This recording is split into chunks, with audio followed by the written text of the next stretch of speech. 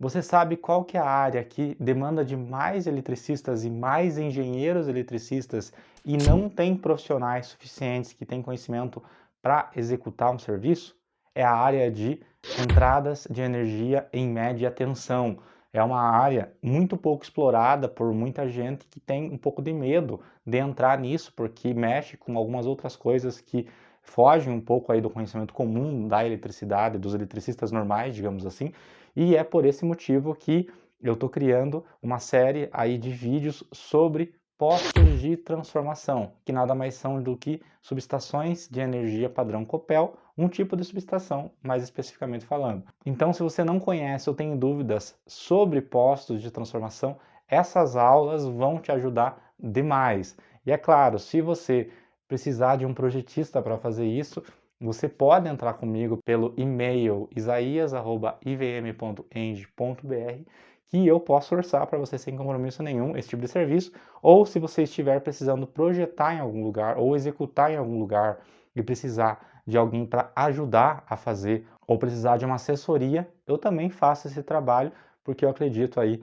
que o conhecimento ele deve ser compartilhado da melhor forma possível e o mais completo possível gratuitamente. É por isso que eu vou explicar nessas videoaulas exatamente como que eu projeto um posto de transformação. Eu não vou omitir nenhum tipo de informação, eu não vou cobrar por nenhum tipo das informações que eu vou estar passando aqui, é tudo gratuito. A única coisa que eu peço é, se algum dia vocês precisarem de um engenheiro eletricista, podem contar comigo, assim vocês me ajudam e eu ajudo vocês.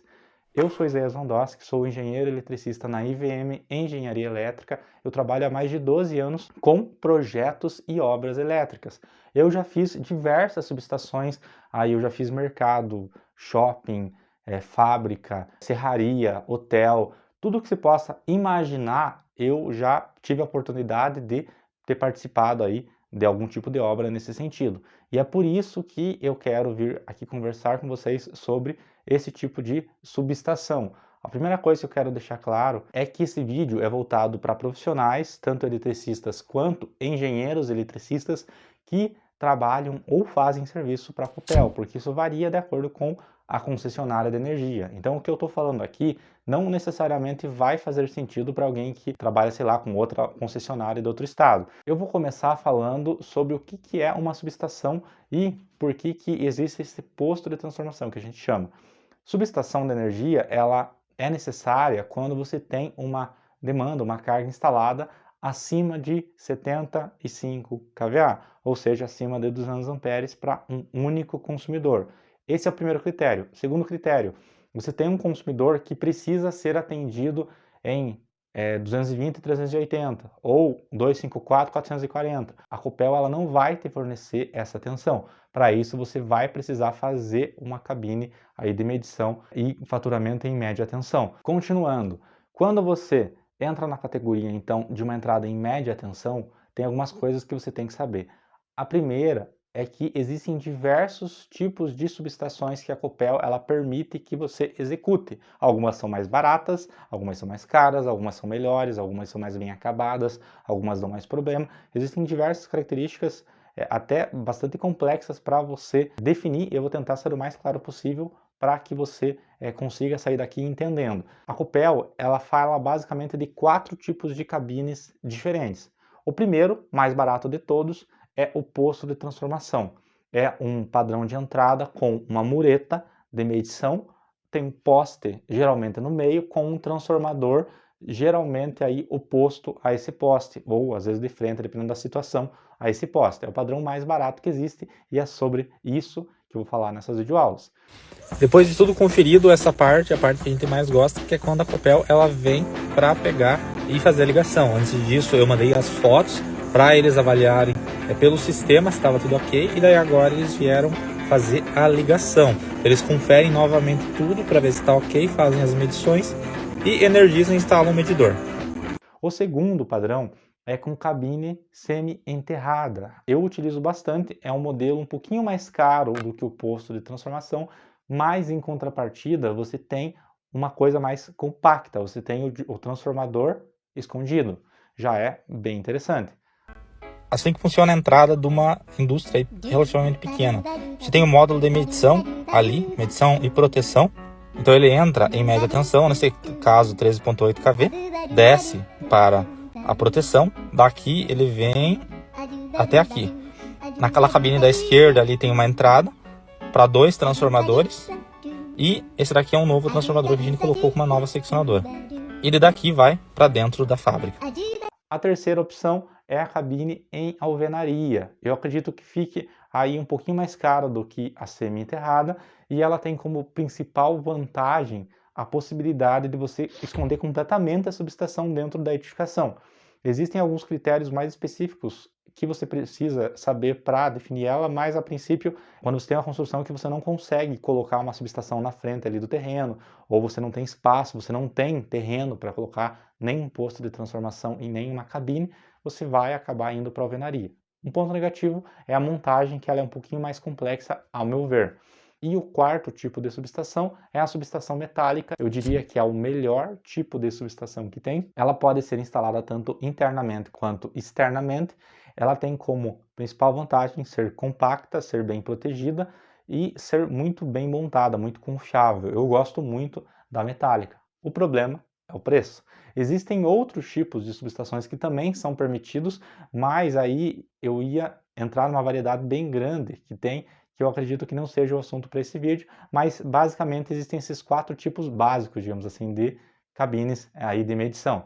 A gente vai tratar agora só sobre postos de transformação. E daí agora entra a pergunta: que tipo de cliente vai precisar de um posto de transformação?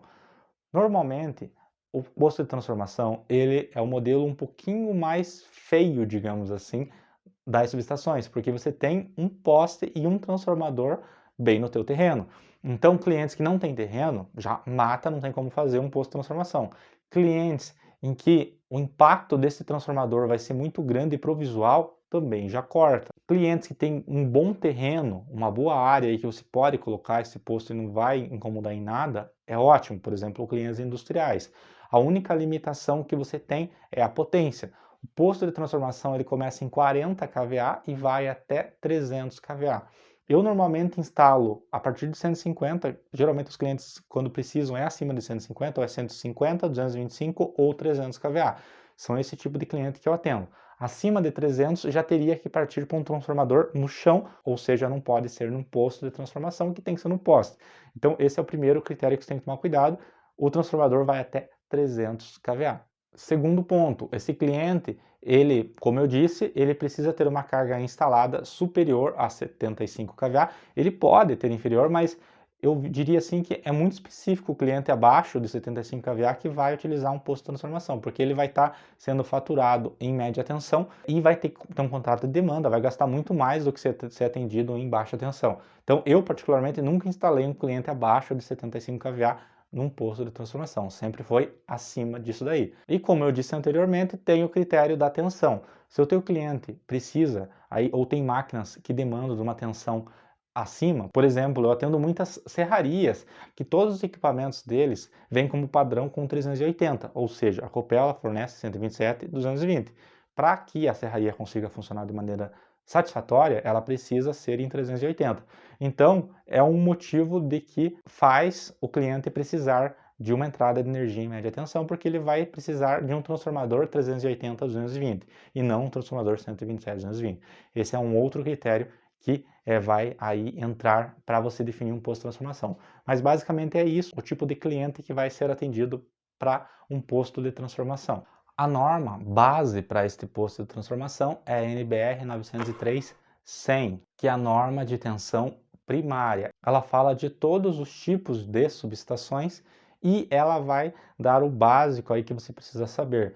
Eu não vou entrar na norma nesse vídeo, porque senão ele vai ficar muito longo. Nesse vídeo é mais introdutório para explicar uma visão geral sobre um posto de transformação. A próxima videoaula vai ser sobre isso. Inclusive, se você quer ver mais videoaulas sobre isso, eu preciso que você comente aqui embaixo, que isso me ajuda demais e me ajuda a entender que o meu público quer ver mais assuntos sobre isso. Então, continuando, quando a gente fala de posto de transformação, a Copel ela é muito gente boa, porque ela te fornece um sistema chamado PIL, em que você, quando coloca lá, escolhe um posto de transformação, ela literalmente faz o projeto praticamente para você. Você vai só clicando, ela já vai definindo tudo. Eu acho que é o projeto mais simples que tem quando você fala em PIL de se fazer é o posto de transformação, porque ela exige pouquíssimos documentos assim que tem muita margem para erro.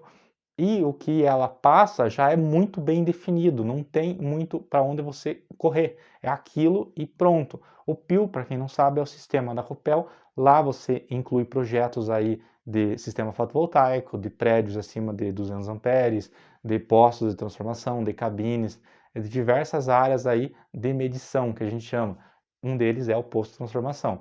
Eu também vou mostrar, vou fazer uma videoaula falando sobre todos os itens do PIL, ali sobre posto de transformação, vou item por item explicando coisa por coisa para vocês saírem de lá sabendo projetar com toda certeza. E eu também vou fazer vídeos práticos mostrando para vocês aí, como eu já tenho aqui no canal, inclusive, se você quiser ver é só se inscrever ou olhar nos vídeos antigos e você vai ver que tem vídeos aí sobre postos de transformação, mas esse curso em específico aqui vai ser bem direcionado a isso, então eu vou mostrar vários postos de 150, 225 e 300 principalmente. Se eu tiver a oportunidade de fazer de 112, de 75, eu também vou mostrar nessa série de videoaulas. Eu vou complementando, vou ter uma aula ou duas práticas, 3, 4, 5 aulas teóricas, de acordo com o que for a demanda, aí que eu for tendo de serviços e também de tempo, porque eu preciso de tempo para fazer esses vídeos. Então, continuando, agora você sabe onde instalar, em que tipo de cliente eu vou instalar uma subestação, a norma que eu preciso, o sistema que eu vou utilizar para protocolar isso na Copel. Agora você precisa saber quem que pode protocolar isso. Quem pode protocolar é um engenheiro eletricista registrado no CREA e registrado no PIL da Copel. Então eu também vou falar mais sobre isso quando eu entrar na aula sobre o PIL, mas é basicamente um engenheiro como eu que deveria fazer esse projeto, engenheiro eletricista. Engenheiros civis, outros tipos, eu sei que tem algumas brechas que podem entrar também. Eu acredito que o técnico não consiga, mas eu vou confirmar isso quando eu chegar na videoaula sobre o PIL. Basicamente, é engenheiro eletricista que pode fazer. Aí entra na parte da execução, que você, eletricista, pode estar em dúvida também. Normalmente, o engenheiro eletricista que faz o projeto, ele fica responsável pela execução. É como se fosse um padrão de entrada. Você faz o projeto e também executa, digamos assim. Mas o eletricista que executa aí pode variar de quem quer que seja. Então ele não precisa ter nenhum registro específico no CREA. O único que precisa ter é o engenheiro eletricista. Um único adendo: a parte do ramal, do encabeçamento do transformador, precisa ser executada por uma empreiteira cadastrada na Copel. Então eu não tenho uma empresa cadastrada na Copel como empreiteira. Minha empresa era uma empresa particular que faz serviços particulares, ela não faz serviços para a Copel. Ou seja, o cabo, o ramal que sai ali do ramal da Copel e encabeça no transformador precisa ser de uma empresa empreiteira aí cadastrada. Inclusive, quando eu faço orçamentos, eu deixo bem especificado que essa parte do orçamento não está inclusa na minha parte, porque não sou eu que executo. Então é o único assunto assim que você tem que tomar um pouquinho de cuidado de deixar isso bem claro no teu orçamento que você não vai poder fazer, não tem o que fazer. Isso inclusive vale aí para prédios, por exemplo, em que você tem o ramal de entrada subterrâneo. Esse ramal, por ser um ramal que é doado para a Copel, você não pode executar, só empreiteira cadastrada. Então você também tem que deixar claro aí para o teu contratante que você não vai executar, a não ser que você seja uma empreiteira. Normalmente, o cara que faz prédio não é o cara que faz projeto para a Copel, assim como eu não sou o cara que faz projeto para a Copel. Por isso que eu digo que não tem como eu executar, eu não tenho equipe para ter só para isso e ser registrado na Copel, não teria nem sentido. Então, só tome cuidado com esse ponto. Voltando ao assunto, o posto de transformação ele tem basicamente dois processos diferentes. O primeiro é o projeto, que você vai lá, faz a prova. O segundo é a vistoria e ligação. Você também, como engenheiro eletricista, você vai ter que fazer um relatório, você manda esse relatório, várias fotos para a Copel, e a Copel pega, aprova primeiro esse relatório online e depois vai lá ligar e faz também a vistoria em campo. Esses processos aí, eu diria assim, demoram pelo menos uns 3 meses. Então, se o teu cliente chegar para você e te perguntar quanto tempo demora, já pode ir com segurança que é no mínimo 3 meses. Vão ter profissionais aí que falam que ligam em 1 mês, em 1 mês e meio, em 2 meses, mas eu diria assim, não dê menos que 3 meses porque você vai esquentar a cabeça com uma coisa que não vale a pena. Então, não ceda aí à pressão de muitos clientes que acham que você faz milagre. Eu acho que a Copel não é um órgão público. A Copel, inclusive, às vezes fala que ela aprova alguns projetos em 10 dias. Eu tenho muito poucos projetos e muitos poucos aí parceiros que conseguem aprovar em 10 dias. Geralmente é no mínimo 30 dias. Acontece de várias situações da Copel levar 30 dias, ela falar que está errado um número, está errado uma letra, está errado uma rua e ela reprovar só para rodar mais 30 dias. Isso acontece muito. Então tome cuidado quando você for indicar para o teu cliente quanto tempo que demora, porque dificilmente vai demorar menos de 3 meses. E eu falo isso como uma pessoa que faz projetos aí para várias outras empresas terceiras e sabe aí do prazo normal assim que ela leva para aprovar. Mesmo sendo um projeto relativamente simples, mas geralmente, principalmente a parte de vistoria, dá uns enroscos às vezes, então é importante você ter ciência desse prazo também. E agora umas últimas informações importantes que você precisa saber também. Nessa videoaula eu também vou tocar nesses assuntos mais para frente, mas é bom você ficar sabendo. O posto de transformação ele só pode ser atendido em 13.8 ou 34,5 kV. É normal isso? Como que eu determino isso? Geralmente você precisa fazer uma análise de campo e ver qual que é o ramal ali, o que está passando próximo da tua rede. Se for 13.8, vai ser atendido por 13.8. Se for 34,5, 34,5 vai ser o teu posto de transformação. Mas, via de regra, sempre é 13.8. Ah, mas está passando 13.8 e eu quero projetar um 34,5. Não tem problema. Só que você vai pagar para a Copel fazer a mudança de rede para que te atenda. Então você tem que tomar cuidado com isso, porque você vai pagar um transformador mais caro e a Copel vai te cobrar para fazer a alteração. Então você tem que olhar no ambiente onde você está fazendo esse posto de transformação qual que é a tensão. 3.8 ou 34,5. Outra coisa que você tem que deixar claro para o teu cliente é que ele vai ser atendido em média tensão, o que impacta é que a tarifa dele não é a tarifa normal que você tem aí de baixa tensão. Ele vai ser faturado geralmente em oro sazonal azul ou oro sazonal verde. Eu vou entrar em detalhes sobre esse tipo de tarifa quando eu chegar nisso nas próximas videoaulas. Mas para você saber mais ou menos por cima, oro sazonal verde é quando você tem uma tarifa única para qualquer horário do dia. Você contrata essa tarifa, por exemplo, 40 centavos por quilowatt. Além disso, você tem uma demanda, que você, quando é entrada em média tensão, você tem, tanto na hora sazonal azul ou na verde. Então você vai contratar uma demanda lá que você quer que a Copel te forneça sempre 100 kW. Então ela vai te cobrar em cima desses 100 kW, além da tarifa na hora sazonal verde. E azul, o que muda? Você vai continuar tendo uma demanda, só que você tem uma tarifa diferenciada no horário de ponta e fora de ponta. Qual que é a grande sacada disso?